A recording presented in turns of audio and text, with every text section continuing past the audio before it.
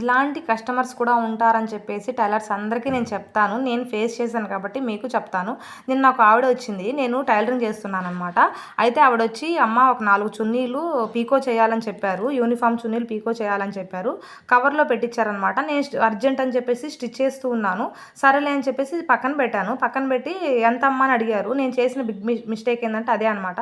నేను చూడకుండా నేనేమనుకున్నానంటే సరే 2 సైడ్స్ చేయాలి కదా చున్నీలకని చెప్పేసి నేను ఇంకా సరేలే అని చెప్పేసి రూ. 20 అడిగాననమాట. ఒక్కొక్క దానికి రూ. 20, 4టికి కలిపి రూ. 80 అని చెప్పాను. సరే అమ్మా అని చెప్పేసి అక్కడ పెట్టి వెళ్ళిపోయారు. ఈవినింగ్ వాళ్ళ పాపొచ్చి అక్క కుట్టావా అని అడిగారు. లేదమ్మా ఇంకా కుట్టలేదు. ఇప్పుడు కుడతా నీకు ఎప్పుడు కావాలంటే మార్నింగ్ కావాలంటే సరేలే అని చెప్పి అప్పటికప్పుడు కూర్చొని 7 గంటల నుంచి ఈవినింగు 9 గంటల దాకా అయితే చేశాను. 2 గంటలు టైం పట్టింది. ఒక్కొక్కటి అర్ధగంట పట్టింది.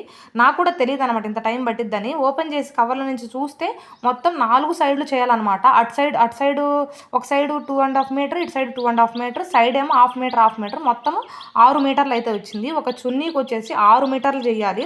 నేను ఇంకా సరేలే చేద్దాంలే తెలిసిన వాళ్ళే కదా ఇంకొక 10 ఎక్స్ట్రా ఇవ్వమని అడుగుదామని చెప్పేసి నేను ఇక మొత్తం చేశాననమాట. చేసిన తర్వాత సగం చేసిన తర్వాత 2 చేసిన తర్వాత వాళ్ళ అమ్మాయిని పిలిపించాను. తను వచ్చింది. తను కూడా చూసిందనమాట.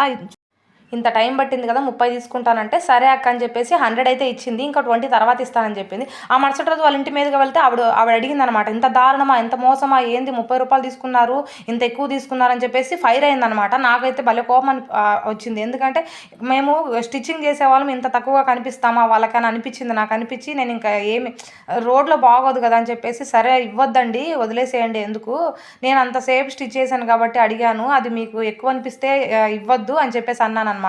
నేను చేసింది కరెక్టా రాంగా అనేది ఎక్కువ తీసుకున్నానని మీకు అనిపిస్తే కామెంట్ సెక్షన్లో కామెంట్ చేయండి.